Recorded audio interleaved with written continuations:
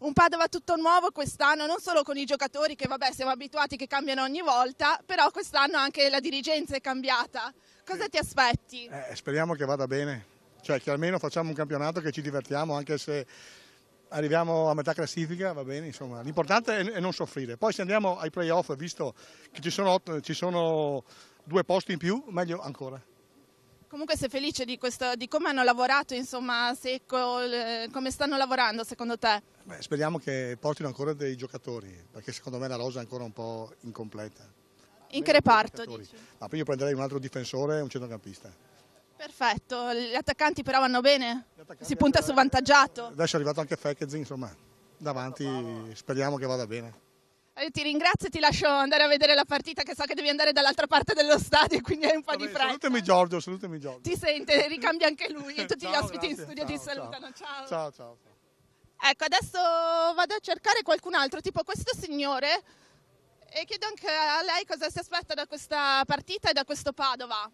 Beh, buone speranze di vedere finalmente una società che ha lanciato dopo tanto tempo una speranza a questi tifosi, che sono molti anni che si aspettano che le cose vadano, e un grazie anche a Cestaro per il lavoro che ha fatto e in bocca al lupo a tutti. E del mercato è soddisfatto? Diciamo non troppo.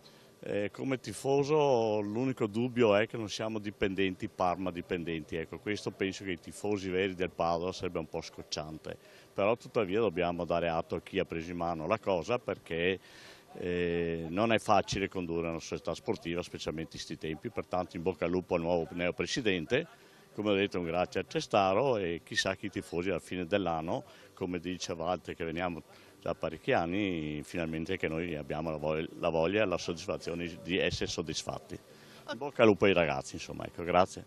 Grazie mille, le auguro buona partita, grazie. Adesso Giorgio provo a prendere un tifoso che ha avuto, lo vedi in bici, che gira in bici, questa è la bici che gli ha regalato la vecchia dirigenza del Calcio Padova, a cui lui è particolarmente comunque legato, a Barbara Carrone, a Marcello Cestaro, insomma, che sono stati importanti per questo Padova. E da questa nuova dirigenza cosa ti aspetti? Come la vedi?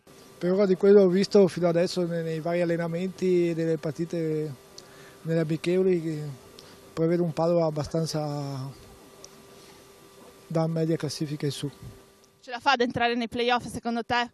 Oggi, prima giornata, quindi qualsiasi pronostico aperto. Visto che i playoff sono allargati fino all'8ª squadra, credo che sicuramente il Padova un posto lo troverà sicuramente per arrivare, anche se sono convinto che arriverà prima. Bene, grazie, ce l'auguriamo anche a noi. Grazie mille della disponibilità. Adesso, ecco, avviciniamoci a questi tifosi. Chiedo anche a voi, come ho chiesto agli altri, un commento su questa nuova società, su come sta lavorando, cosa vi aspettate?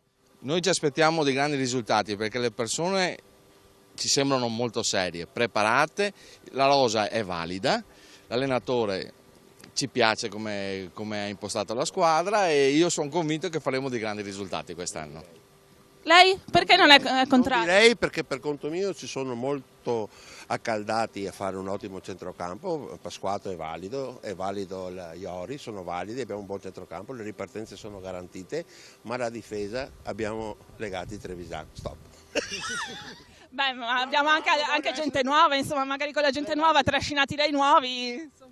Sì, mi piace Modesto, io vado a Brescia spesso, quindi seguo il Padova da 30 anni, mi piacciono, però purtroppo abbiamo visto agli anni scorsi che qualche difensore che ha delle carenze di base specifiche midollari è difficile che possa tenere alla difesa a certi livelli, per me. Quindi il punto debole secondo lei di questo Padova è la difesa? La difesa, siccome questa persona, Marcolini, è molto valida, io la conosco bene, gioca con ripartenze, con velocità, con 4-3-3, quella volta che l'avversario entra nel campo nostro, nel mezzocampo nostro, e quindi aggredisce la nostra difesa, mi viene da farmela addosso con i 2 centrali. Sono sincero, è inutile che nasconda quello che penso. Certo, noi vogliamo i tifosi sinceri. A me mi ha mossa. Okay. E lei, posso chiedere anche a lei un commento? Certo, io penso che invece la carenza sia in attacco, per mancanza di centimetri. Io sono sempre per un attacco con almeno un centravanti molto alto. che possa raccogliere le incursioni dei difensori esterni e quindi giocare eventualmente, concludere sulle palle alte. Attualmente mi sembra che questo manchi a Padova. Speriamo bene nel nuovo acquisto che hanno fatto, l'ungherese, che almeno sembra sia 1,87 m. L'anno scorso avevamo Bonazzoli, però i risultati non sono stati... Quindi per lei va bene non tenere Bonazzoli, insomma la dirigenza ha preferito puntare su altri. Sì, a me va bene non tenere Bonazzoli, a me va bene il nuovo arrivato, il centravanti ungherese, e speriamo invantaggiato, che non si faccia male come l'anno scorso. E ascolti, di questo nuovo presidente cosa ne pensa? Come si è presentato ai tifosi? Vi è piaciuto? Secondo me è abbastanza bene, sembra una persona che conosce abbastanza il calcio, e quello che forse mancava nel precedente presidente, secondo me, se voglio essere sincero. Speriamo bene, ha un passato in una società importante come il Parma e quindi ha masticato calcio importante. Speriamo che porti bene per il Padova questo nuovo presidente. Un pronostico dove arriverà questo Padova? Secondo me dovrebbe fare meglio dell'anno scorso, però non lo so se saremo da zona playoff. I playoff li vede possibili, anche sono cambiate le regole, ci sono più squadre che possono parteciparvi? Le dirò di più, io sono convinto sulla promozione diretta quest'anno.